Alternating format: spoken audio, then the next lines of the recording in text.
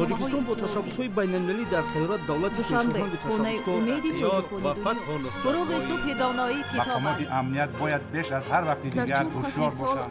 масоили иқтисодӣ, саноатию кишоварзӣ ва иҷтимоӣ маҳбуби мо тоҷикистони озоду соҳиби ихтиёр.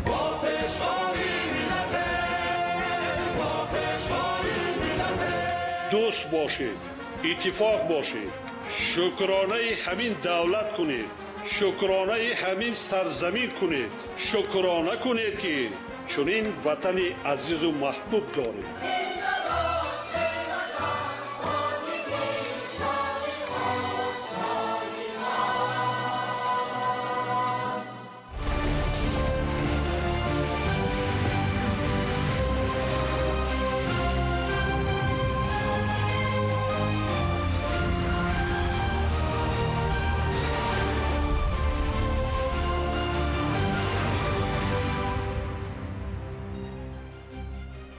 ассалому алайкум бинандагони гиромӣ, барномаи ахборро манзури шумо мегардонем. Дар студияи бо хабарҳо Фахриддини Муҳаммад Юсуф. дар идомаи сафари корӣ ба шаҳру ноҳияҳои вилояти Суғд, президенти ҷумҳурии Тоҷикистон пешвои миллат муҳтарам Эмомалӣ Раҳмон дар ноҳияи Бобоҷон Ғафуров ба сохтмони корхонаи ғанигардонии маъдани оҳани ҷамъияти саҳомӣ кушодаи комбинати металлургии тоҷик дар ноҳияи Бобоҷон Ғафуров санги асос гузоштанд. Корхона дар ду марҳила бунёд шуда, марҳилаи аввали он то соли 2027 ва марҳилаи дуюм то соли 2031 ба кор дароварда мешавад. гузориши ҳамкорони мо дар ин хусус. 1 апрел бо иштироки президенти ҷумҳурии Тоҷикистон пешвои миллат муҳтарам Эмомалӣ Раҳмон ба сохтмони корхонаи ғанигардонии маъдани оҳани ҷамъияти саҳомии пӯшидаи комбинати металлургии тоҷик дар ноҳияи Бобоҷон Ғафуров санги асос гузошта шуд. ин боз як қадами устувор ба сӯи рушди минбаъдаи соҳаи саноати маъдан, афзоиши иқтидори истеҳсолии кишвар ва содироти маҳсулоти ватанӣ мебошад. зеро ин нахустин корхонаи ғанигардонии маъдан дар Тоҷикистон дар давраи соҳибистиқлолӣ хоҳад буд. корхонаи мазкур ҷиҳати истихроҷ ва коркарди маъдани оҳану дигар маъданҳои ҳамроҳ ва истеҳсолу содироти маҳсулоти босифат аз он, бунёд ва бо технологияҳои замонавӣ муҷаҳҳаз мегардад. танҳо захираи маъдани оҳан дар ин кон наздики 60 миллион тонна мебошад.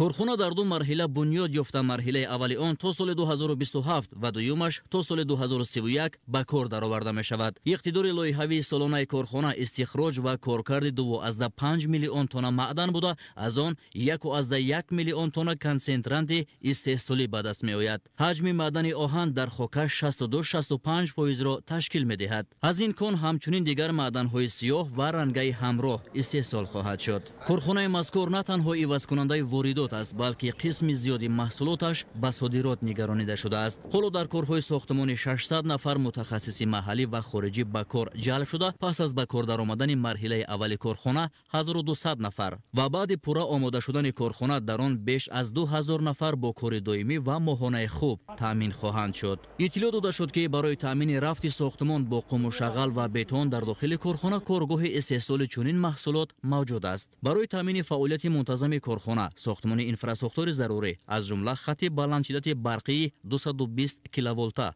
ба масофаи 14 километр, хатти об аз 17 километр ва 15 километр роҳи мошингард идома дорад.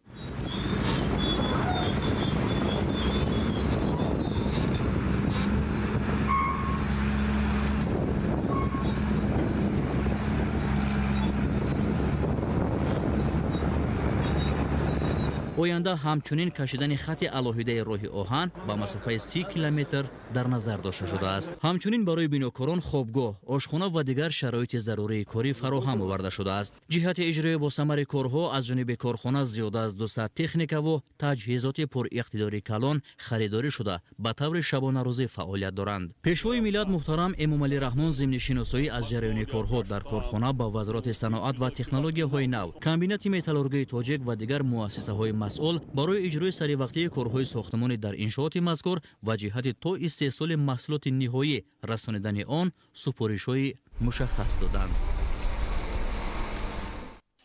1 апрел президенти ҷумҳурии Тоҷикистон пешвои миллат муҳтарам Эмомалӣ Раҳмон дар ноҳияи Бобоҷон Ғафуров бо фаъолони соҳаи саноати вилояти Суғд мулоқот анҷом доданд.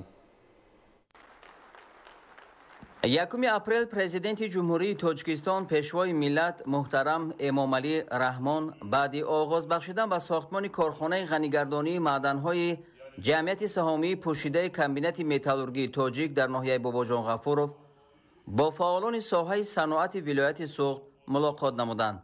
سرور دولت محترم امامعلی رحمان سفر کاری در یک قطار شهر و ناحیه‌های ولایت سوخت را در روزهای 29 30 مارس نتیجه گیری کرده باید با وضع کارهای سازندگی و رشد ساحه صنعت کشور با تحلیل‌ها اندیشه‌رانی نمودند. تأکید گردید که همه تدبیرهای در دوران صاحب استقلالی عملی نموده حکومت کشور به بلند برداشتن سطح و صفت زندگی مردم تاجیکستان روانه گردیده تا امروز برای رسیدن به این هدف عالی زمینه مساعد کار و فعالیت فراهم آورده شده است. گفته شد که تنها در 5 سال اخیر در حدود ولایت سوخت 680 کارخانه و کارگاه‌های صنعتی با تأسیس هزارها جای نو کاری بنیاد یافته با فعالیت استحصالی آغاز کرده است.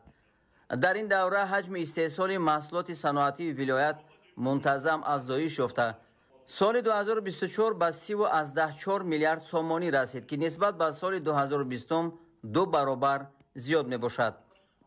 با تاکید پیشوای ملت محترم امامعلی رحمان این نشان دهنده ها با در نظر داشت ذخیره و اقتدارهای موجوده برای رسیدن به هدف صنعتی کنانی با سرعت کشور و تامین نمودن اهالی با شغل پرمحصول حال و هم ناکفایه می باشند.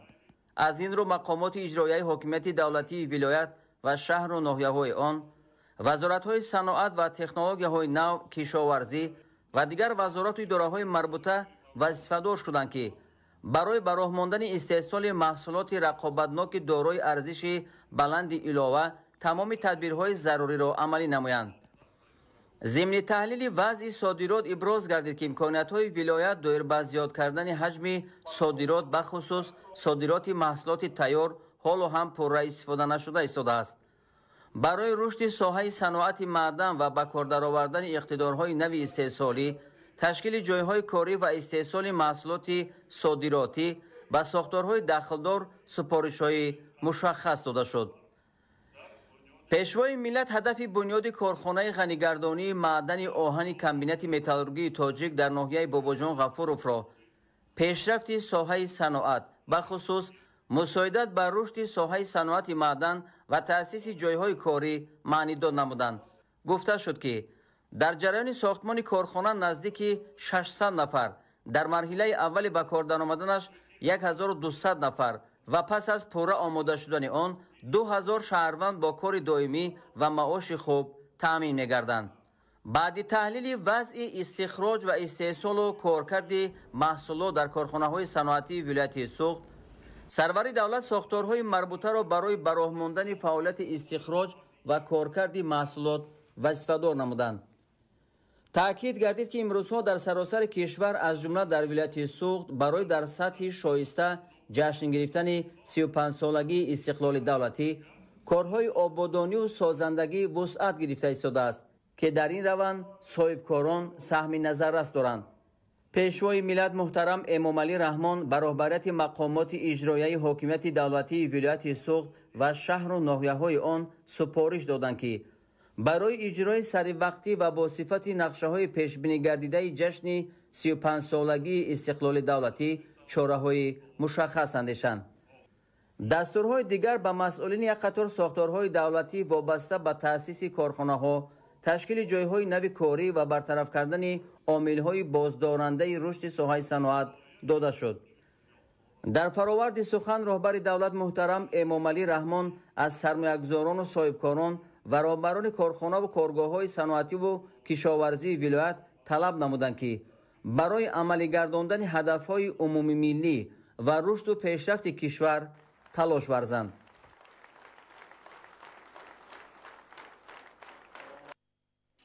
روزی даъватшаванда дар доираи оғози маъракаи даъвати баҳории ҷавонон ба хизмати ҳарбӣ дар шаҳру ноҳияҳои мамлакат пуршукӯҳ баргузор гардид. Дар ин рӯз ҷавонони худогоҳу ватандӯсти ҷумҳурӣ бо эҳсоси гарми хештаншиносӣ ва иҷрои қарзи фарзандӣ назди ватан модар ба сафи қувваҳои мусаллаҳи ҷумҳурии Тоҷикистон шомил гардиданд.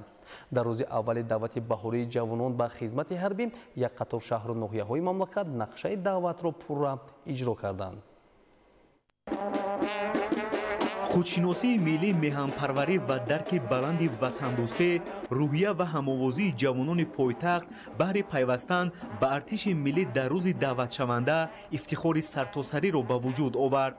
در این روز به افتخار شامل شدن جوانان به صف جزو تام‌های قواهای مسلح جمهوری تاجیکستان همایش فخری تشکیل گردیده، والدان جوانان وطن‌دوست از آمادگی و هوسمندی فرزندان برای حفظ مرز و بوم کشور سربلندی بیان نمودند.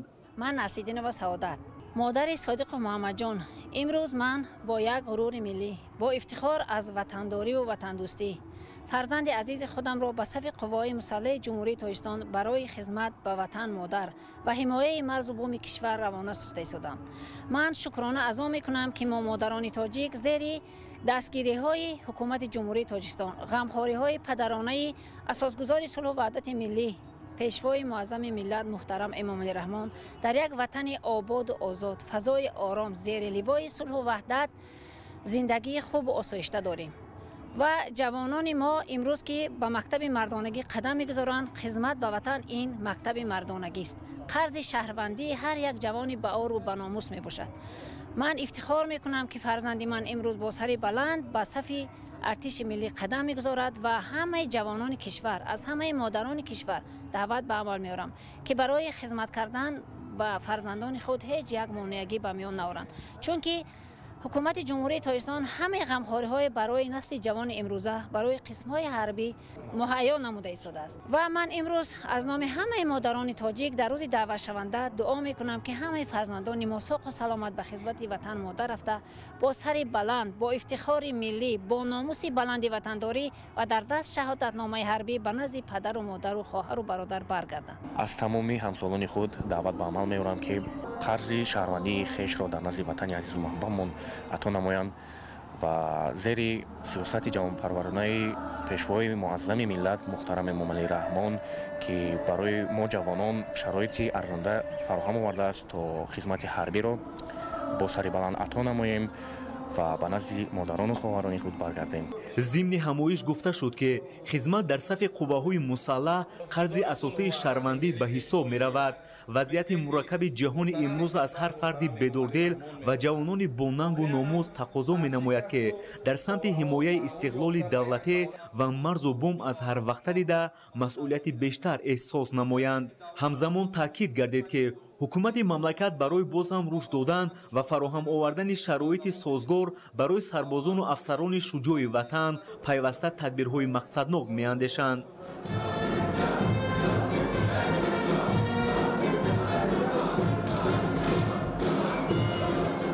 هم‌آوازی با رویه بلندی وطن‌دوستی در روز دعوت شونده در شهر دوشنبه که شماره زیادی ساکنان و جوانان را جمع آورد، نمایندگان مقامات اجرایی حاکمیت دولتی شهر دوشنبه، وزارت مدافعه، کمیته کار با جوانان و ورزش از جمله پدر و مادران دعوت شونده ها شرکت نموده جوانان را با این روز پرشرف تبریک و برای ادای خدمت صافدلانه به نفع خلق و ملت هدایت نمودند. تیاری و آماده باشی جوانان برای پیوستن به ارتش ملی که از روی افتخار و هوسمندی صورت میگیرد گواهی آن است که در پایتخت مملکت شهر دوشنبه مسئله تربیت و نظام تیاری تا دعوتی جوانان خوب راه اندازی گردیده دعوت شونده ها از روی هوسمندی برای ادای خدمت حربی امروز سفربر گردیدند. من قاسموف سروش دعوت شونده ناحیه سینو شهر دوشنبه برایم با حس افتخار است که به قوای مسلح جمهوری تاجیکستان شامل می‌گردم. برای حمایت مرز و بوم وطن عزیزم صادقانه خدمت می‌نمایم. افتخار از آن میکنم که فرزند من به صف قوای مسلح جمهوری تاجیکستان شامل گردیده خدمت وطن مادر را میکند و از همه مادران کشور دعوت میکنیم که فرزندان خود را به خدمت مادر وطن سفربر نمایند. با تکیه به افزودن میل و رغبت جوانان سن دعوتی برای پیوستن به ارتش ملی که امروز سپری با اعتماد عنوان میگردد در اساس دستور رهبریت شهر دوشنبه داوطلبان سرآغاز با راهنمایی در مکتب متحده تکنیکی جمهوریوی تشکیلات مددگار مدافع آموزانیده شده از روی تخصصهای ضروری مطابق طلبات جزو تام‌های قواهای مسلح جمهوری تاجیکستان سفربر میگردند. با این مقصد امروز شهادتنامه و حجت‌های تخصصی در وضعیت تنتنوی تقدیم کرده شد. احساس بلند وطندوستی، خودآگاهی و خودشناسی ملی، آمادگی جوانان برای حفظ مرز و بوم کشور و ادای خدمت حربی امروز محور وطنداری است که از روی افتخار ملی با هم‌آوازی کلی صورت می‌گیرد. در این مراسم باشکوه که در شهر خوروغ برگزار شد، زیاد از 6000 نفر ساکنان ولایت، نمایندگان مقامات دولتی، فعالان و والدان دعوت شوندگان اشتراک داشتند. گسیل جوانان به صف قوه‌های مسلح کشور در فضای ایدانه صورت گرفته با راهپیمایی باشکوه و چاره‌بینی‌های فرهنگی ادامه یافت. در دایره این جمع تنتنوی جوانان با اراده بدخشان با احترام و صداقت کامل به فرمان پرزیدنت جمهوری تاجیکستان و سرفرمانده عالی قوه‌های مسلح مملکت محترم امامعلی رحمان آمادگی خود را برای حفظ مرز بوم کشور در سطح بلند نشان دادند. ارتش ملی تاجیکستان در طول تاریخ خویش به یک نهاد قوی و با اعتماد حفظ ثبات ملی و امنیت کشور تبدیل یافته است. سربازان دلیر و شجاع با افتخار و مسئولیت بزرگ برای حمایت مرز و بوم وطن آماده اند. باعث خوشنودی است که حکومت جمهوری تاجیکستان تحت رهبری پیشوای ملت محترم امامعلی رحمان سیاست خردمندانه را پیش گرفته است که به تامین صلح و ثبات، حفظ امنیت ملی و تحکیم دوستی و همکاری با کشورهای همسایه از جمله جمهوری قرقیزستان روانه شده است. در سالهای آخر مناسبت‌های دوستانه و همکاری با این کشور همسایه در اساس احترام متقابل و منفعت‌های مشترک برقرار و تحکیم یافته. این تدبیرها برای تامین صلح و ثبات و رشد همگرایی منطقوی نقش مهم می‌بازند. صلح و ثبات که زیر سیاست خردمندانه پیشوای معظم ملت پرزیدنت جمهوری تاجیکستان محترم امامعلی رحمان در تمام گوشه و کنار کشور تامین گردیده است. برقرار گردیدن مناسبت‌های دوستی و همسایگی نیک با جمهوری قرقیزستان نمونه عالی دیپلماتی سازنده می باشد. ما امیدوار هستیم که دوستی دو خلق تا ابد پاینده بماند. من افتخار میکنم که در تاجیکستان عزیز زندگی میکنم و امروز در برابر دیگر جوانان بدخشان به صف ارتش ملی میپیوندم. تاجیکستان و قرقیزستان همسایگان نزدیک و دوستانی می باشند که ما را تاریخ، فرهنگ و عنعنه‌های مشترک میپیوندند. همسایگی نیک و دوستی بین ملت‌هایمان نه تنها برای امروز بلکه برای نسل‌های آینده نیز مهم است. من با دلپوری به خدمت میروم تا سهم خود را در پایداری صلح و دوستی مردمانمان گذارم. بگذار همیشه دوستی بین تاجیکستان و قرقیزستان مستحکم باشد. خدمت در صف ارتش ملی نه تنها اجرای قرض شهروندی است بلکه مکتب جسارت، صداقت و وطن دوستی است. هر یک جوانمرد شجاع باید برای حفظ صلح و آرامی، استقلال و منفعت‌های ملی سهم خود را گذارد. به شبهه تحکیم ارتش ملی در زمینه غمخوری‌های رهبریت عالی کشور و پیشبرد سیاست عاقلانه مدافعی کفیل امنیت و رشد استوار تاجیکستان میباشد. امروز در یک تنتنه بس و مهم، یک تنتنه بس و ایدانه اشتراک داریم. این هم باشد سفربر نمودن جوانان به صف قوه‌های مسلح جمهوری تاجیکستان که در بین این جوانان پسر خودم نیز خود اختیاری به صف قوه‌های مسلح جمهوری تاجیکستان برای حمایت مرز بوم وطن پیوسته است. این باعث خرسنده و خوشحالی تمام مردم جمهوری تاجیکستان مز مردم ولایت مختار کوهستان بدخشان است که این عنعنه را یعنی این پرچم را ولایت مختار کوهستان بدخشان طی چندین سالها از دست نداده. در روز اول سفربر نمودن جوانان را به پررگی از 100% زیاد به صف قوه‌های مسلح جمهوری تاجیکستان تشکیل می نماید و دایر می گردد.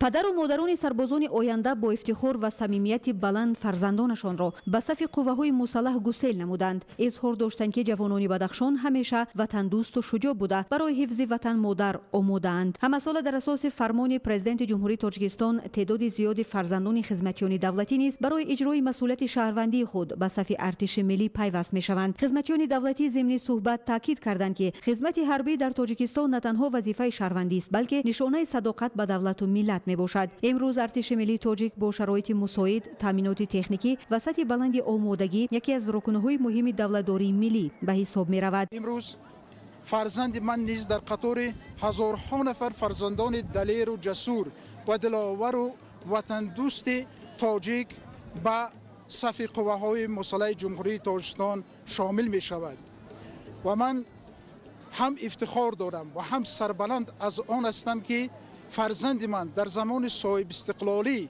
تربیه یافت، تعلیم گرفت و امروز آماده است که به وطن مادر خود خدمت صادقانه نماید و من باوری کامل دارم که نه تنها فرزند من بلکه کل فرزندان تاجیکستان قرض وطنداری وطن پرستی خود را در نزد مادر وطن تاجیکستان عزیز و محبوب اجرا خواهند کرد و با سر بلند و سرفرازی به دیار و به نزد والدان خود برخواهند گشت. رهبریت ولایت ضمن سخنرانی خود به پیشوای ملت محترم امام علی رحمان برای توجه و غمخوری های دائمی نسبت به جوانان اظهار سپاس نموده تاکید کرد که فرزندان بدخشان همیشه در صف پیش حمایتگران وطن قرار دارند و مراتب 12 صداقت خود را به سرور دولت و خلق بزرگ تاجیکستان با اجرای نقشه دعوت در یک روز 100% نشان دادند. جوانان سن دعوتی در روز اول به کمیساریات حربی ولایت حاضر شده بعد گذشتن از معاینه طبی برای خدمت وطن آماده گردیدند. هر یکی آنها با حس بلندی وطن دوستی از تمام شهر و ناحیه‌های ولایت از جمله ناحیه‌های درواز، ونج، روشان، شغنان، راشقله، اشکاشم،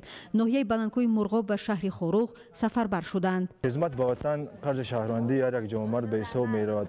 من امروز افتخار دارم که با صف قوای مسلح جمهوری تاجیکستان سفربر می‌گردم. هرچند یک افسرم باشم خدمت به خلق وطن و حمایت ناموس آن را وظیفه اولین درجه خود می‌شمارم و امروز با سربلندی از کمیساریات حربی نوای روشان سفربر میشم. من افتخار دارم که سرباز وطن عزیزم میشوم و امروز من با دلپوری به صف ارتش ملی میپیوندم، زیرا میدونم که حمایت خاک مقدس وظیفه شخصا من هر یک جوانمرد است و من آمادم که ناموس تاجیک رو حفظ نمایم و جسارت اراده قومی در حفظ امنیت وطن سهمگذار باشم. چون رسم تاجیکانه مادران بدخشانی فرزندان خود را با مراسم نامگذان به حمایت مرز و بوم وطن سفربر نمودند. ما سابقه‌داران مهنت با افتخار با جوانانی که امروز به خدمت حربی سفر میشن راه سفید میگوییم. امیدواریم که همین طوری که ما در دوره خودمون برای آبادی وطن عزیزمون تاجیکستان کار و زحمت کشیدیم، امروز نسل جوانان مسئولیت به قرض خویش را اجرا نموده در حمایت وطن سهم خواهد گذاشت. مورد به ذکر است که برای باز هم با شکوهتر گذشتن مراسم با تنتنه گسیل دعوت شونده از ولایت بدخشان برنامه فرهنگی جالب با اشتراک هنرمندان معروف ولایت مختار کوهستان بدخشان برگزار گردید. سرود و ترانه‌های وطن دوستانه و رقص و بازی به معرکه گسیل سربازان رنگی عیدانه بخشیدند. در چنین فضای گرم و صمیمی جوانان با اراده و با وقار ولایت مختار کوهستان بدخشان به صف ارتش ملی گسیل کرده شدند.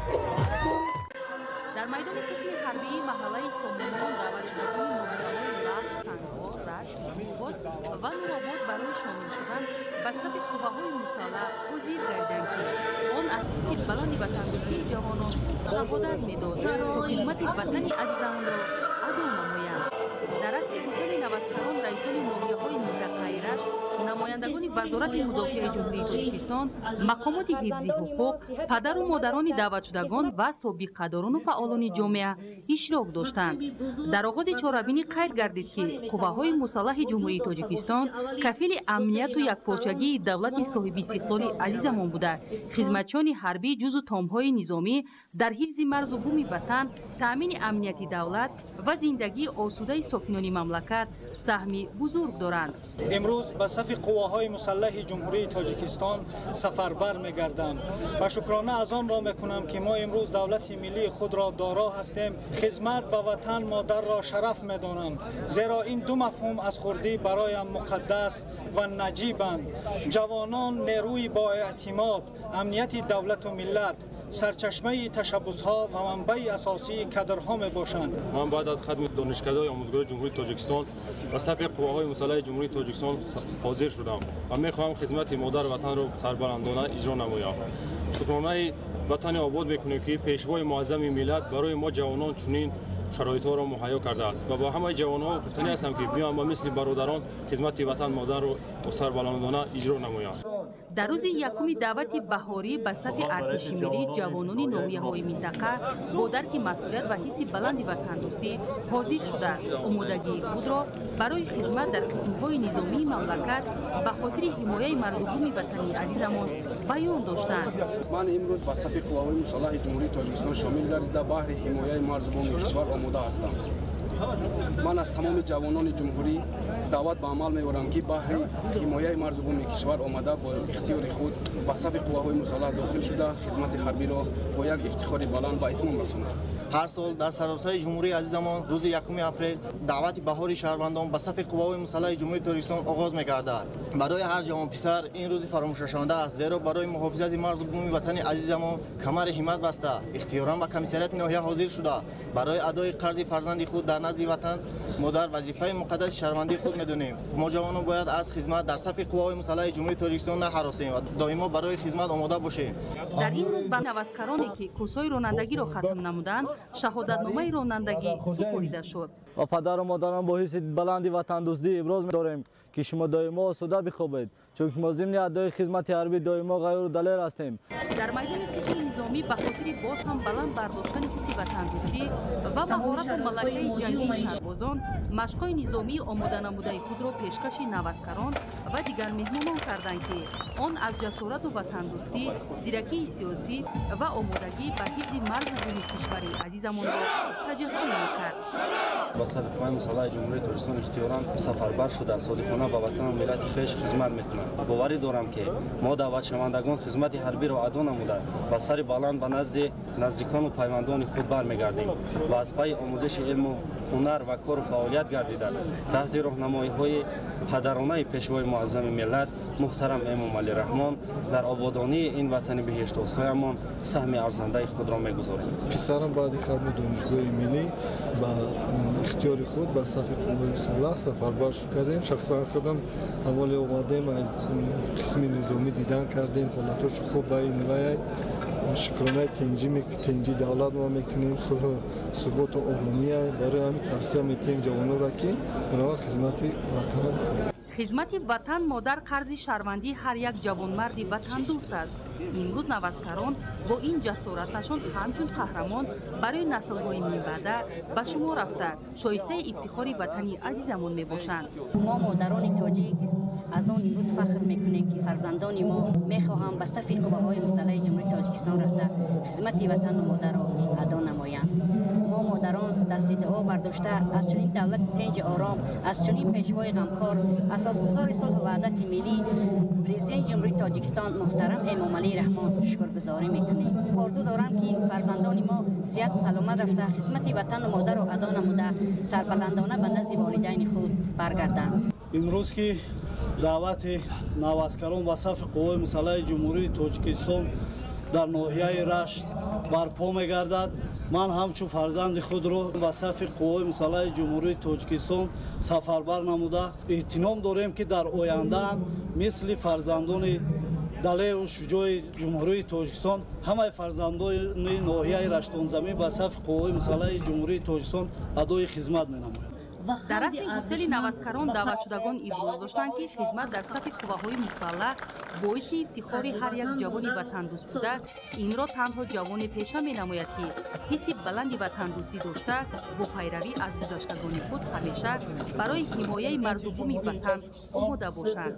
محض با درک مسئولیت و همکاری های ساختارهای داخلدار 5 ناحیه منطقه در روز اول نقشه دعوت بهاری را ایجاد کردند. در انجام جمع‌آمد تنتنوی هنرمندان با برنامه هنری برآمد کرده خاطر اهل چاره‌بینی را شاد کردند. خدمت حربی نشانی روشن احساس وطن دوستی، درک ضرورت و اهمیت حمایت منفعت‌های دولت و ملت و خلق تاجیکستان میباشد. نسل جوان در صف قواهای مسلح مملکت خدمت نموده درس شجاعت و مردانگی آموخته برای حفظ مرز و بوم وطن کمر همت میبندند. این است که همساله از 1 اپریل سر کرده در شهر و ناحیه‌های مملکت مراسم باشکوه گسیل جوان پسران به صف ارتش ملی جمهوری تاجیکستان در سطح بلند دایر میگردد. این چاره‌بینی در ناحیه فرخار با انعکاس واقعی روحیه خویشتن‌شناسی و وطن صورت گرفته. آن در دیدمانگاه سرحدی رقم 6 قشون‌های سرحدی کمیته دولتی амнияти миллии ҷумҳурии тоҷикистон ба таври хотирмону тантанавӣ сурат гирифт. маълум ки ба сафи қувваҳои мусаллаҳи мамлакат ҷавонони ҷисману рӯҳан солим фиристода мешаванд ва дар ин самт тадбирҳои муҳим андешида шуда дар комиссарияти ҳарбӣ аз ҳисоби мутахассисони ботаҷрибаи соҳаи тандурустӣ ҳар як даъватшаванда аз муоинаи тиббӣ гузаронида мешаванд. роҳбарияти ноҳия волидайни навазкарону собиқадорони соҳа баромад карда иброз доштанд ки ҷои ифтихору шараф аст ки имрӯз бо шодию сурур ва тантанавӣ як гурӯҳ ҷавонони ватандӯсти фархори бостониро ба сафи артиши миллӣ гусел менамоем. бовар дорем ки ин ҷавонони бонангу номуси мо чун дигар ҷавонони ватанамон барои ҳимояи марзу бумии кишвар, сарҳади давлатӣ, ҳифзи шараф ва модарватан ба сафи қувваҳои мусаллаҳи тоҷикистон шомил мешаванд. дар воқеъ фазои муносиби чорабинӣ ки аз симои дурахшону пурифтихори даъватшавандагону волидайни онҳо ҷило медод баёнгари он аст ки ҳар нафари онҳо имрӯз бо амри дилу муҳаббат ба марзу буми тоҷикистон роҳи хизматро дар сафи қувваҳои мусаллаҳи мамлакат интихоб кардаанд. хушҳол аз онам ки имрӯз бо хоҳиши худам ба хизмати ҳарбӣ омода ҳастам. ман мехоҳам хизматро ба сари баланд адо намуда ва ба назди падар модари худ баргардам. ташаббуси сари вақт ҳозир шудани ҷавонписарон ба комиссарияти ҳарбии ноҳияи фархор барои адои хизмати ҳатмии ҳарбӣ дар сафи қувваҳои мусаллаҳ далели он аст ки имрӯз ҷавонони ноҳия аз сиёсати хиратмандона ва дурбинонаи асосгузори сулҳу ваҳдати миллӣ пешвои миллат президенти ҷумҳурии тоҷикистон муҳтарам эмомалӣ раҳмон пуштибонӣ менамоянд ва ягон чиз монеаи садди роҳи ин ҷавонписарони бонангу номуси ноҳияи фархор шуда наметавонад, зеро ки ҷавонони диловару бонанги ноҳия бо азму иродаи қавӣ ватандӯстона ин ташаббусро пеш гирифтанд ва бевосита аз масъулияти баланди онҳо дар роҳи ҳифзи марзу бум ва манфиатҳои миллии кишвар гувоҳӣ медиҳад. ман олимо муҳаммад сокини ҷамоати бистсолагӣ ба комиссарияти ҳарбӣ ҳозир шуда ва мехоҳам ки хизмати ватанро рафта адо намуда ба сари баланд ба хонаам баргардам. ҳимояи неъматҳои муқаддас чун озодиву истиқлолият ва манфиатҳои милливу давлатӣ вазифаи ҳар як фарди бонангу номус, ватандӯсту ватанпарвар ва худшиносу худогоҳ буда ҷавонписарон хизмат дар сафи қувваҳои мусаллаҳи кишварро чун нишонаи олии шарафмандӣ, мактаби матонату мардонагӣ ва далелию боҳиматӣ меҳисобанд. падару модарони даъватшавандагон низ мутмаинанд ки барои ҳифзи хоки муқаддаси ватани азизамон фарзандони воқеан ҳам ҷасуру ватандӯстро тарбия намуданд ки барои адои хизмати ҳатмии ҳарбӣ آماده می باشند. مادر 6 فرزند کنجی که میخواهم که برای خدمت نبیاید. هزار با شکر دولت تنجی و امنی و امامعلی رحمان میکنم، هزارها با شکرانه میگم تنجی و امنی باشه. فرزندام با سر بلند برام با سر بلند بیان. من عرفشاد جوبیروف شهروند ناحیه فرخار استقامت کننده جماعت 20 سالگی دهه نوروز امروز فرزند خود را با خواهش خودش با خدمت وطن پدر و مادر گسل می‌نماید. پورا یعنی 100% اجرا گردیدن نقشه دعوتی بهاری اساس مقدسی حمایت خاک وطن را بالاتر از همه ارزش‌ها گذاشته آمادگی خویش را برای حفظ سرزمین اجدادی نشان دادند. قوه‌های مسلح جمهوری تاجیکستان تکیه‌گاه دولت و سپری با اعتماد ملت بوده محض با شرافت صداقت و جسارت کسبی مردانگی و خدمت شبانه روزی افسران و سربازان در کشورمان صلح و ثبات پایدار بوده مردم زندگی آسایشته دارند. همزمان بهر خوش و خاطرمان گذراندن این معرکه مهم سیاسی برنامه رنگین کنسرتی اهل فرهنگ نوحیه با سرود و ترانه‌های دلاشوب و وطن‌دوستانه پیشکش گردید که به چاره‌بینی حسن و تراوت تازه بخشید. خدمت در صف ارتش ملی، حمایت مرز و بوم وطن و دستاوردهای زمان صاحب استقلالی، رسالت پر افتخاری هر فرد وطندوست است. با درک همین مهمیت، جوانان دهات وارق و چرکو اختیاری به خدمت حربی می‌روند. دوامی چند سال می‌شود که در دهات وارق و چرکوی شهر اصفهان در روز اولی دعوت جوانان به صف ارتش ملی نقشه بر زیاد تامین می‌گردد و در جمهوری از اولین شده از اجرای نقشه مژده می‌دهند. با پشتیبانی از سیاست سازنده و دوربینانه اساسگذار صلح و وحدت ملی پیشوای ملت محترم امامعلی رحمان رادمردان دهات وارق با امر دل و وجدان به خدمت مادر وطن راهسپار می‌شوند. در چاره‌بینی با شکوه که به افتخار گسیل نواسکران دایر شد، دلاوران، پیر و برنا و والدان آنها با افتخار از این وطن آباد و آزاد و پایداری صلح و ثبات اظهار داشتند که خدمت در صف ارتش ملی قرض جوانمردی هر یک نوجوان میباشد. شاد از آن هستم که امروز در قطار دیگر جوانان دلیر و شجاع وطن به صف ارتش ملی میپیوندم. پرزیدنت جمهوری تاجیکستان پیشوای معظم ملت محترم امام علی رحمان در هر یک برآمدهای خود تاکید می‌نمایند که جوانان آینده ساز ملتند. این اعتماد و باوری جناب عالی ما را وظیفه‌دار می‌کند که از هر وقت دیده بیشتر هوشیار، زیرک و دانا باشیم و محافظ خاک وطن خود باشیم. افتخار از آن می‌کنم که نبره من امروز در قطار فرزندان برآمد دلیر وروخ با خدمت مادر وطن می‌روند. حرکت میکنیم که حس وطن دوستی فرزندان خود داریم و آنها همیشه صادقانه به وطن خدمت کنند. وطن از این دلیران شجاع همیشه افتخار میکند.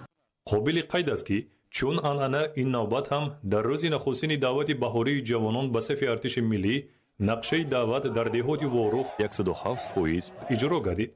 در این گوشه زیبای وطن فرزندان شخصان منصبدار نیز حسی بلند وطن دوستی نشان داده با خدمت مادر وطن راهسپار میشوند. چنین میشمارم که هر نفری خودآگاه و وطن دوست افتخار ملی داشته و شخص بننگ و ناموس باید به وطن خدمت نموده برای حفظ مرز و بوم آن صداقتمندانه تیار باشد. از این رو ما جوانان دلیر و شجاع وروخ در اجرای رسالت پرشرف وطن دوستی آماده بوده با سرفرازی و با روحیه بلند وطن دوستی به خدمت حربی می رویم. امروز با افتخار و با سربلندی می گویم که فرزند من بابای یاسین جان به خدمت حربی می روند. من امروز یکی از مادرانی خوشبختم که رسالت مادرانم را در نزد خلق و وطن اجرا می نمایم. در دهات چارکو به مناسبت گسیل دلواران چارکوهی چارابینی ادانه برگزار گردید. چون سالهای قبلی در روز نخستین آغاز معرکه دعوت بهاری جوانان به صف ارتش ملی در دهات چارکو نقشه دعوت تامین گردید. حس وطن دوستی، افتخار ملی و مقدس دانستن مرز و بوم وطن باعث آن گردید که جوانان با امر دل و وجدان به خدمت حربی روند و نقشه در روز نخستین دعوت تامین شود. پس از ختم مکتب میانه با خواهش خودم به خدمت وطن منر میروم. وطن افتخار، شأن و شرف، ننگ و ناموس و آبروی اعتبار ماست. خدمت به وطن قرض فرزنده ما جوانان میباشد. من باوری دارم که این جان من البته با سری بلند خدمت مادر وطن را به جا آورده صافدلانه صادقانه خدمت نموده و پیش پدر و مادری خود برمیگردد. جوانان دهات وروخ و چارکو همچون پیروان اصیل پیشوای معظم ملت با سربلندی و افتخار بزرگ هر سال به خدمت مادر وطن میروند. مشاهده میشود که معرکه دعوت جوانان به صف قوه‌های مسلح مملکت در دهات وروخ و چارکوی شهر اسفره به یک معرکه شادی و نشاط تبدیل یافته. والدان فرزندانشان را با افتخار زیاد و سربلندی به عسکری گسیل میکنند. من امروز جان من قیوم و بلالخان اختیارم به صف قوه‌های مسلح جمهوری تویستان سفربر شده است. نتیجه تربیتی وطن دوستی و وطن پروری بود که او اختیاراً به خدمت رفته است. این جوانان که امروز اختیاراً به خدمت مادر وطن میروند برای نسل نورس نمونه عبرت و شایسته پیروی خواهند بود. ساکنان دهات وروخ و چارکو در سیمای این جوانان فرزندان صادق وطن سپری با اعتماد و بهادران خویش را می‌بینند. پیر و برنا در معرکه گسیل نوسکران سرور و شادمانی نموده محافظان وطن را با سربلندی به خدمت حربی گسیل نمودند. در زمینه تطبیق فرمان سرفرمانده عالی قواهای مسلح جمهوری تاجیکستان محترم امام علی رحمان درباره به احتیاط رخصت دادن خدمتیان حربی که مهلت مقرر گردیده خدمت حربی را ادا نمودند و دعوت نوبتی شهروندان سین دعوتی به خدمت حربی در شهر و ناحیه‌های حدود ولایت ختلان چهاربینی روز دعوت شونده برگزار گشته. جوانان با روحیه بلند خودشناسی ملی و وطن دوستی برای ادای خدمت وطن راهسپار می‌گردند. در ورزشگاه مرکزی ناحیه وخش با مناسبت گسیل نخستین گروه جوانان به خدمت حربی با اشتراک مسئولین مقامات دولتی، فعالان، دعوت شونده ها و ولیدان آنها چهاربینی با شکوه روز دعوت شونده برگزار گردید. در روز دعوت شونده صبح روز ناحیه وخش جلوی صمیمانه وطنداری داشت. ما همه یک جایگی شکرانه وحدت کنیم، دشمنان تاجیکان را سخت در حیرت کنیم. گر بخواهیم تاجیکان سرسبز باشند در جهان، یک دعای نیک بهر سرور دولت کنیم. و مادرانی که امروز فرزندان خود را، جگربندان عزیز خود را به صف قوه‌های مسلح روانه میکنند مراجعت کرده گفتنیم مادران گرامی قدر، مادران عزیز و مهربان، بهر فرزندان خود دعای نیک کنید که تا خدمت وطن مدت را به سر بلند ادا کرده به نزد والدین برگردند.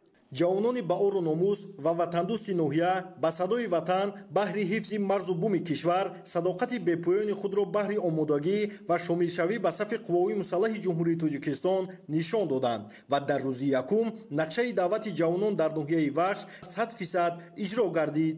дар ин рӯзи фараҳбахш ҷавонони ноҳияи Вахш ихтиёран ба комиссарияти ҳарбии ноҳия омада иброз намуданд ки мехоҳанд қарзи шаҳрвандии худро дар назди давлату миллати тоҷик иҷро намоянд. дар заминаи иҷрои дастуру супоришҳои асосгузори сулҳу ваҳдати миллӣ пешвои миллат президенти ҷумҳурии Тоҷикистон муҳтарам Эмомалӣ Раҳмон шароити хизмат дар қисмҳои низомӣ ба маротиб беҳтар гардидааст ки ҷавонон бо рӯҳи илҳоми қавӣ хизмати ҳарбиро адо намуда сарбаландона ба назди волидонашон бармегарданд ки ин мояи ифтихору сарфарозии ҳар як падару модар мегардад. ман баъди хатми донишгоҳ тасмим гирифтам ба сафи қувваҳои мусаллаҳ шомил гардида хизмати ҳарбии хешро адо намоям.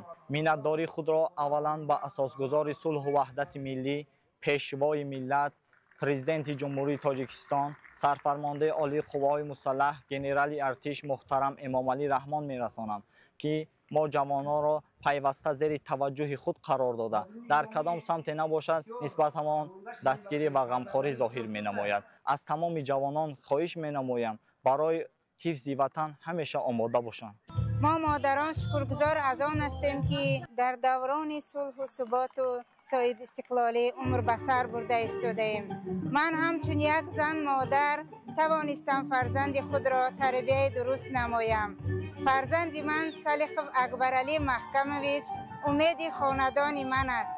من در دل او مهر و محبت وطن را انداختم. من از چنین فرزند شجاع دلیر فخر می نمایم. ما مادران خوشحال از آن هستیم که دلیران ناحیه‌مان قدم‌های استوار با دل گرم به خدمت وطن مادر رفته ایستادند. خدمت به وطن مادر برای هر یک جوانمرد باننگ و ناموسی تاجیکستان قرض شهروندی میباشد.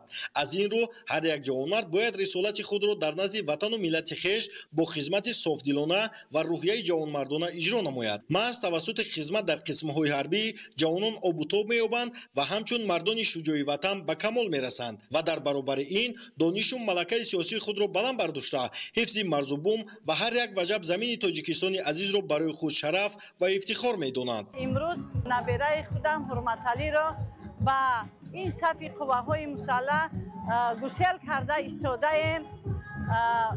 بسیار خرسند هستیم. بعد ختم دانشگاه ملی جمهوری تاجیکستان آماده است که رفته خدمت خلق و وطن خدمت مادر وطن را با سربلندانه ادا نماید.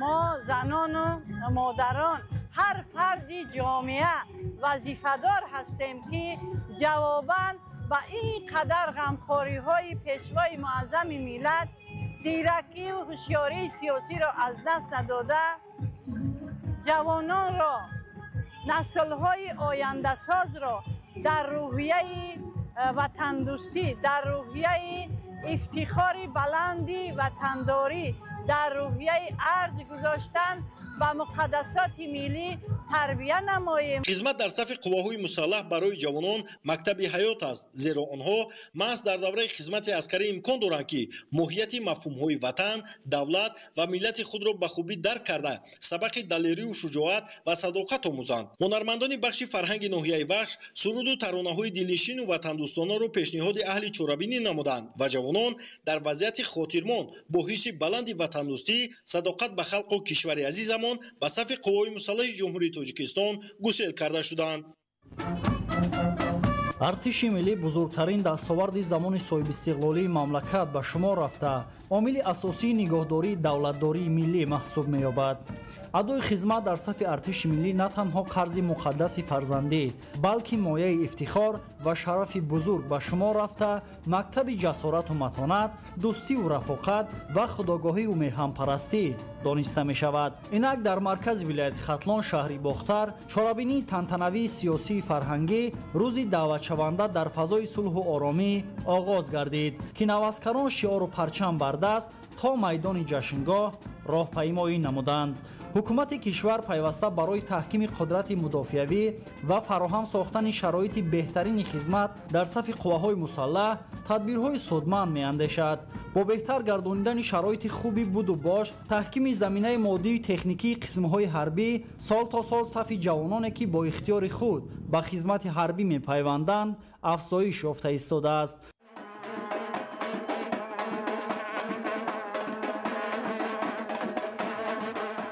باید تذکر داد که امروز در روز اولی دعوت شهر و ناحیه‌های ولایت ختلان نقشه پیش‌بینی شده را 100% اجرا نموده نقشه دعوت بهاری جوانان به صف قواهای مسلح جمهوری تاجیکستان پورا تامین گردید. در واقع شرایط ارزنده و بیدار نمودن حس میهن‌پرستی در نهاد جوانان، جلب آنها به خدمت حربی و درست به راه ماندن کارهای ترغیباتی دلیل آن است که امروز جوانان خودآگاه و خویشتن‌شناس اختیاراً به صف قواهای مسلح جمهوری تاجیکستان پیوسته خرج خویش را بهر خدمت دولتی، حفظ ارزش‌های ملی صافدلانه ادا نموده ایستادند. این دعوت دوم است که جوانان دلاور و غیور اختیاراً به صف ارتش پیوسته نقشه دعوت در ولایت ختلان در روزهای اول با پورگی تامین می‌گردد که این تشبوس در سالهای صاحب استقلال دولتی در ولایت پدیده بی‌نظیر است. تجلیل با شکوه روز دعوت شونده در میدان دانشگاه دولتی باختر به نام ناصر خسرو با اشتراک راهبریت ولایت، مسئولین مقامات‌های حفظ حقوق، نوسکران و مادران آنها دایر گردید. ذکر کردن به موارد است که جوانان شجاع و دلیر ولایت ختلان معرکه دعوت بهاری را در روز اول و پیش از مهلت جنبست نمودند و به خدمت صادقانه به وطن رهسپار می‌گردند. باید گفت که مردم شرفمند تاجیکستان صاحب اختیار در سیمای خدمتچیان حربی قواهای مسلح مملکت فرزندان با ننگ و ناموس و دلیر و شجاع خود را می‌بیند که با سوگند حربی و خلق و وطن خود همیشه صادقند. ارتش ملی در سالهای استقلال دولتی تحت راهبری سرفرمانده عالی قواهای مسلح جمهوری تاجیکستان محترم امامعلی رحمان راه پر افتخاری را طی نموده از لحاظ مهارت نظامی و اقتدار مدافعوی به کامیابی‌های نظررس نائل گردیده است. در ادامه چاره‌بینی سیاسی فرهنگی ذکر گردید که امروز قواهای مسلح همچون شاهستون دولت صاحب استقلالی تاجیکستان به یک ساختار منظم و معاصر و با اعتماد تبدیل یافته است. در انجام چاره‌بینی برنامه فرهنگی اهل فرهنگ و هنر ولایت که عبارت از ترانه و سرودهای وطنداری بود برای بالیدروی اشتراکداران پیشنهاد گردانیده شد. روزی نخستین آغاز معرکه مهم دعوت بهاری جوانان به خدمت حربی روزی دعوت شونده در شهر کلوب در نزد کمیساریات حربی برگزار گردید که جوانان زیادی با امر دل به خاطر حمایت مرز و بوم وطن به اینجا جمع آمدند تا که خدمت مادر وطن را سربلندانه اجرا نمایند. در این چاره‌بینی مسئولین مقامات اجرایی حاکمیت دولتی، سابقه‌داران، والدین دعوت شدگان اشتراک کرده نوسکران را به خدمت صادقانه برای حفظ مرز و بوم کشور هدایت نمودند. برآمدکنندگان ابراز داشتند که خدمت در صف قواهای مسلح جمهوری تاجیکستان قرض شهروندی هر یک جوان بوده. آنها باید از این مکتب مردانگی و جسوری گذرند و وظیفه مقدس خود را با سربلندی در نزد خلق وطن و ملت به جا آورده صلح و آرامی امنیت کشور را با دل و جان حفظ نمایند و صداقت خود را همچون محافظ و تکیهگاهی با اعتماد وطن و وطنداری ثابت سازند. باعث افتخار و سربلندی است که با تلاش‌های پیشروی ملت سرفرمانده قواهای مسلح جمهوری تاجیکستان محترم امامعلی رحمان کشوری صاحب استقلال امان صاحب ارتش ملی با نظام گردیده است و سخنان پرزیدنت مملکت توانبخش روح و جان هر یک فرزند صادق به وطن است که چنین گفتند: خدمت در صف قواهای مسلح جمهوری تاجیکستان بیانگر آر و ناموس بلند وطنداری هر یک جوانمرد به حساب می رود، زیرا خدمت به وطن و حمایت مرز و بوم اجدادی برای هر یک ما قرض و هم فرض است. خدمت در صف قواهای مسلح یکی از نشانه‌های محبت به وطن است. برای خدمت باشد به طفیل تلاش و زحمت‌های شبانه روزی پرزیدنت مملکت محترم امامعلی رحمان تمام شرایط‌های ضروری فراهم آورده شدند. حالا قواهای مسلح به یک ستون مقتدر حمایت مرز و بوم و تمامیت ارضی کشور تبدیل یافتند. دولت تاجیکستان و مردم تاجیک در شخصیت افسران و سربازان قواهای مسلح محافظان با اعتماد وطن را می‌بینند و به آنها افتخار دارند. دارند. این است که اکثر جوانان کلوبشهر بوستانی با حس بلند شهروندی به کمیسریات حاضر شدند و نتیجه این است که دعوت بهاری نوازکاران به صف قواهای مسلح جمهوری تاجیکستان با پررگی یعنی 100% اجرا گردید و با باوری میتوان گفت که جوانان دلیر و جسوری ما با خدمت صادقانه کردن به وطن نام و خاطره نیک گذشتگان را پاس داشته ننگ و ناموس خلق را حفظ نموده به آیندگان همچون نمونه عبرت مردانگی معرفی میگردند. روزی دعوتشونده در شهر کلوب با برنامه فرهنگی و رقص‌های نوازکاران و والدین خاطرمان انجام یافت. در روز اول دعوت بهاری جوانان به صف قواهای مسلح جمهوری تاجیکستان جوانان زیادی خویشتنشناس ناحیه دنغره با امر دل برای اجرای قرض شهروندی خود به کمیسریات حربی ناحیه حاضر شده رضایت خود را برای شامل شدن به ارتش ملی بیان داشتند. زیرا خدمت به وطن قرض شهروندی هر یک جوانی با ننگ و ناموس به حساب رفته تامین امنیت مرز و بوم کشور زندگی آسایشته مردم از خدمت صادقانه و هوشیاری و چالاکی افسران و سربازان وابستگی دارد. زیاده از 200 نفر محافظان آینده وطن با حس بلند خویشتنشناسی و میهنپرستی با خواندن سرودهای وطن دوستانه راه جانب مکان برگزاری چورابینی گرفتند. نتیجه مسئولیت بلند جوانان دعوتی بود که ناحیه دنغره در روز اول نقشه پیشبینی شده را به پررگی اجرا نمود.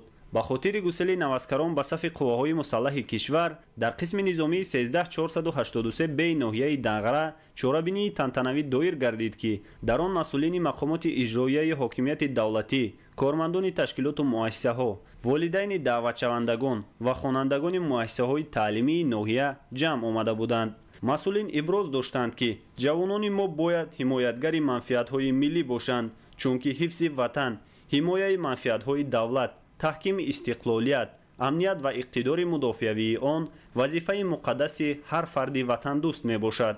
گفته شد که دوام سالهای آخر صدها نفر جوانان ناحیه دنغره در جزو تامهای قواهای مسلح کشور سربلندانه خدمت مادر وطن را ادا نموده با چالاکی و هوشیاری خویش در حفظ مرز و بوم میهن حصه مناسب گذاشتند. همچنین سربازان آینده و والدان آنها با یک صمیمیت تام نسبت حفظ مرز و بوم وطن نزد حاضرین برآمد نموده ابراز داشتند که در زمان صاحب استقلالی که تمام شرط و شرایط ها بهر خدمت همه‌جانبه سربازان و افسران در قسم های نظامی فراهم آورده شده است باید هر یک جوان وطن دوست بهر اجرای سروقتی قرض شهروندی خویش بچون و چرا حاضر گردد.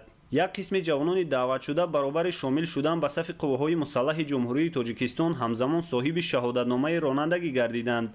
گفته شد که در روند تقویت بخشیدن کارهای فهماندهی بهر بلند برداشتن حس وطن دوستی و اشتراک بچون و چرای جوانان به صف قواهای مسلح برابر دیگر بخش‌های مربوطه همچنین اهل جامعه و پدر و مادران نقش مهم دارند. ای وطن جنتی روی زمین همچو مادر هستی بر جانم خرین.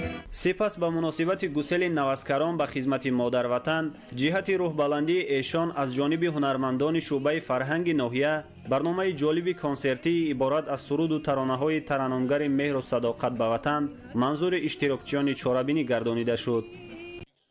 چورابینی گسیل نوازکاران در ناحیه خوالینگ نیز در سطح بلند تشکیل و برگزار گردید که در آن جوانان دعوت شده والدان آنها و کارمندان کسب و کار گوناگون اشتراک نمودند. در این اثنا رهبریت ناحیه از شاهدهای فعلی خدمت در صف قواهای مسلح جمهوری تاجیکستان و درک بلند مسئولیت جوانان شجاع میهن در راه حفظ مرز و بوم سرزمین اجداده یادآور شد. گفته شد که محض با شرافت غمخواری‌های بی‌نظیر سرفرمانده عالی قواهای مسلح پرزیدنت جمهوری تاجیکستان محترم امام علی رحمان و خدمت صداقت مندانه هیئت شخصی قواهای مسلح مقامات قدرتی جمهوری تاجیکستان در یک مدت کوتاه تاریخی امکانیت مستقلانه حمایت نمودن مرز وطن را به دست آورد و امروز جوانان وطن دوست ما را می‌سازد که در حمایت مرز و بوم این سرزمین همیشه آماده باشند. پیشروی دولت و دستگیری‌های محترم پیشوای معظم ملت امام علی رحمان ما را وادار ساخت که اومده در کمیسریات حربی خود را ثبت نام کرده و به خدمت حربی وطن مادر روانه شده و سر بلند به نزد پدر و مادر خود برگردد. با این مقصد در این چورابینی حاضر شده و میخواهم به صف قواهای مسلح جمهوری تاجیکستان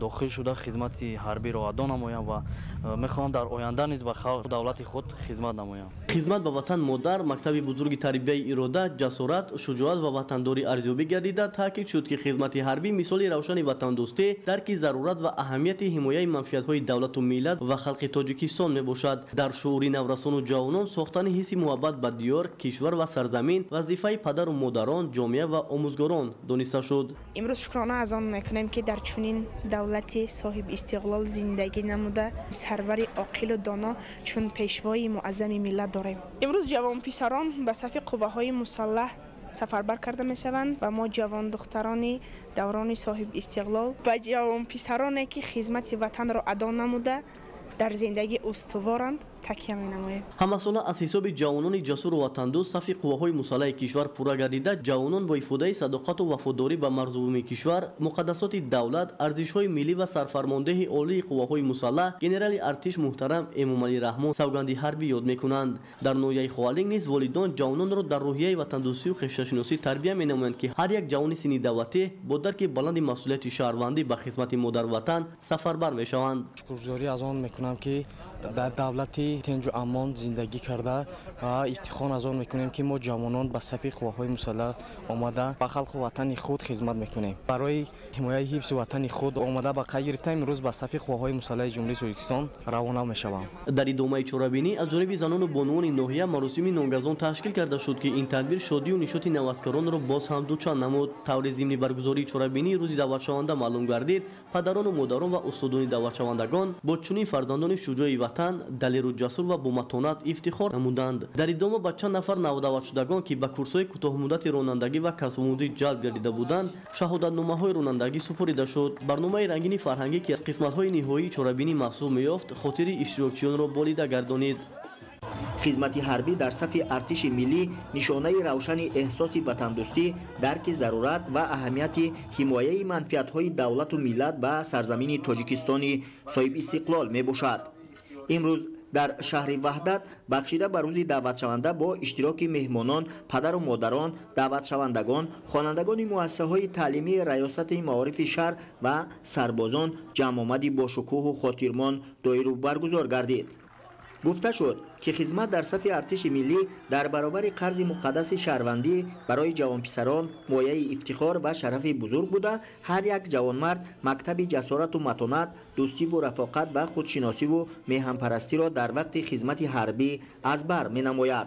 هر یک جوانمردی با آر و ناموس وطن باید این قرض مقدس خود را در نزد وطن مادر فراموش نکرده در حفظ مرز و بوم تاجیکستان صاحب استقلال همیشه آماده باشد. خوشبختانه با دستگیری پیوسته سرفرمانده قوه‌های مسلح جمهوری تاجیکستان جزو تام‌های ارتش ملی روز تا روز بهتر و خوبتر گردیده برای خدمت حربی سربازان شرایط ضروری فراهم آورده شده است. جوانان شهر وحدت با درک مسئولیت و وطندوستی و خودشناسی ملی خدمت در صف قوه‌های مسلح جمهوری تاجیکستان را برای خود مکتب جسارت و مردانگی دانسته امروز خدمت در ارتش ملی را مایه افتخار برای خود می‌حسابند. عین زمان در صف قوه‌های مسلح جمهوری تاجیکستان از شهر وحدت زیاده از 1200 نفر جوان پسران شرفمند دیار خدمت حربی را به جا آورده ایستادند. در تدبیر امروزه روزی دعوت شونده راه اندازی نموده مقامات اجرایی حاکمیت دولتی شهر وحدت پدر و مادران نوازکاران زیر سرود و ترانه‌ها با خوشنودی و خرسندی زیاد به صف ارتش ملی رهسپار گردیدند. با درک آنکه وطندوستی باید صفت جداناپذیر و احساس قلبی هر یک شهروند با ننگ و ناموس مملکت باشد، جوانان بیشتر با میل و اراده خویش خدمت در قوه‌های مسلح مملکت را سربلندانه اختیار کردند. با مقصد در سطح بلند گسیل نمودن نو دعوت شوندگان از ناحیه رودکی به صف قوه‌های مسلح جمهوری تاجیکستان از جانب مقامات اجرایی حاکمیت دولتی ناحیه رودکی چورابینی تنتنوی برگزار گردید. در جمعیت تنتنوی رهبریت ناحیه رودکی نو دعوت شوندگان، والدان آنها و دیگر ساختارهای دخلدار اشتراک نمودند. ضمن баромад масъулин таъкид намуданд ки дар ҳама давру замон тараққиёт ва рушду нумӯи давлату миллат аз тинҷиву осоиштагӣ сарчашма мегирад ва таъмин будани сулҳу суботи сартосарӣ дар қаламрави як мамлакат маҳз аз иқтидору тавоноии артиши он вобаста мебошад. мустақилияту соҳибихтиёрӣ, озодию якпорчагии ватани азизи мо тоҷикистон ва ваҳдату якдилии миллати тоҷик дар натиҷаи ҷонисорию фидокориҳои фарзандони содиқу вафодораш ба даст омадааст. масъулияти бузурги ҳимояи ин арзишҳои олӣ ва тамомияти марзию ҳудудии кишвар бошад бар дӯши ҷавонон, меросбарони миллати ватандӯсту меҳанпараст ва насле соҳибхираду дорои фарҳангу тамаддуни чандин ҳазорсола вогузор шудааст. зиёд гардидани шумораи шавқмандон барои хизмат дар сафи қувваҳои мусаллаҳи мамлакат баёнгари баланд гардидани ҳисси ватандӯстию ватанпарварии насли ҷавони кишвар буда, азму иродаи қишри ҷомеа дар ҳифзу ҳимояи манфиатҳои миллӣ ва таҳкими истиқлолият беш аз ҳар вақти дигар қавӣ мегардад. ҳамин аст ки имрӯз теъдоди зиёди ҷавонони ноҳияи рӯдакӣ бо майлу рағбати зиёд ва ҳисси баланди ватандӯстӣ ба сафи қувваҳои мусаллаҳи мамлакат шомил шуданд ва ин аз он шаҳодат медиҳад ки имрӯз шароит дар ҷузу томҳои мамлакат ба маротиб беҳтару хубтар аст. натиҷаи дуруст ба роҳ мондани корҳои фаҳмондадиҳӣ дар байни ҷавононе ки сину солашон ба хизмати ҳарбӣ расидааст ва падару модарони онҳо буд ки хушбахтона дар мамлакат сол ба сол сафи ҷавонони қавиирода бо масъулияти баланди ватандӯстӣ ба хизмати ҳарбӣ мераванд зиёд гардидааст. ҳамчунин хотирмон гусел намудани навдаватшудагон аз ҷониби санъаткорони бахши фарҳанги ноҳия санаҳои ҷолибу диданӣ вобаста ба ватандӯстии ҷавонон пешниҳод гардид ки навдаватшавандагон ҳамроҳи волидон рақсу хурсандӣ намуданд. аз чеҳраи болидаи иштирокчиён маълум буд ки воқеан имрӯз ҷавонон бо ҳисси баланди ватандӯстӣ ва ифтихор аз давлату давлатдорӣ хизмат дар сафи қувваҳои мусаллаҳро қарзи ҷавонмардӣ медонанд. ҷавонони сарбаланди тоҷик барои ҳимояи марзу буми сарзамини аҷдодиамон бо ҳушёрию далерӣ ва мардонагӣ омода буда онро чун гавҳараки чашм ҳифз менамоянд. дар ин рӯз аз ҷониби сарбозону афсарон машқҳои тактикии ҳарбӣ пешниҳод гардид ки иштирокчиён аз он дидан намуданд. дар ноҳияи файзобод бахшида ба рӯзи даъватшаванда бо иштироки масъулини мақомоти иҷроияи ҳокимияти давлатӣ, фаъолон, даъватшавандагон ва волидайни онҳо чорабинии тантанавӣ баргузор гардид.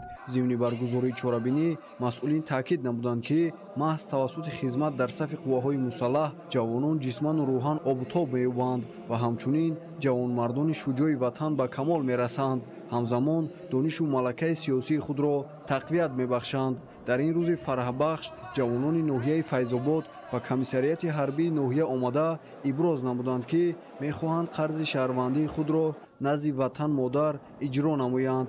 дар заминаи дастуру супоришҳои президенти ҷумҳурии тоҷикистон пешвои миллат муҳтарам эмомалӣ раҳмон шароити хизмат дар қисмҳои ҳарбӣ ба маротиб беҳтар гардидааст ки ҷавонон бо рӯҳи илҳоми қавӣ хизмати ҳарбиро адо намуда сарбаландона ба назди волидайнашон бармегарданд.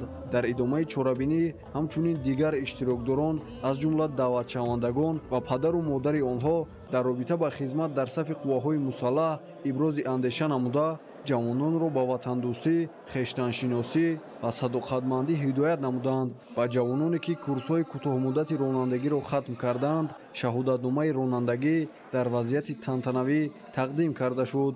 дар фарҷоми чорабинӣ ҳунармандони бахши фарҳанги ноҳияи файзобод суруду таронаҳои дилнишину ватандӯстонаро пешниҳоди иштирокдорон намуда ҷавононро ба сафи артиши миллӣ гусел карданд. бинандагони гиромӣ бо дигар хабару гузоришҳои рӯз шуморо дар нашрҳои баъдӣ ошно месозем. бо телевизиони Тоҷикистон бошед.